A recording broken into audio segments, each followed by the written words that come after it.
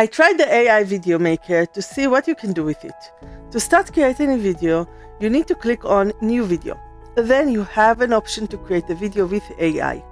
If you don't see it, click on the first tab in the left side menu and go into the Design tab. The first option is to create a video with AI.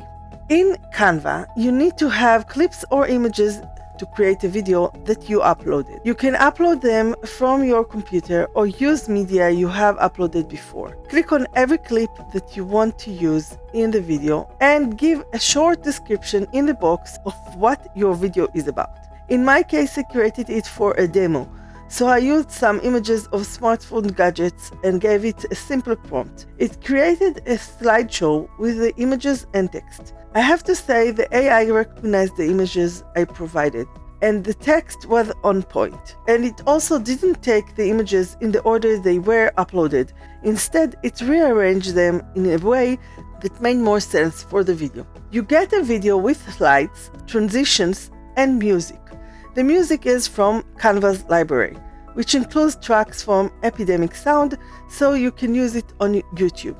You should see what you can and can't do with the music in the video I created about it. The link is in the description. The AI also synced the music with the slides, changing them based on the music beats. If you want to change anything, you can edit it like you would edit anything in Canva. It even added the logo from the brand kit I have on Canva. The music didn't start at the beginning of the track. Instead, Canva AI selected the best part of the music, so it also added some fade-in and fade-out effects. You can use up to 10 images or media in a video, and if you want to add more, you can create a new video and it will insert it after the first video ends.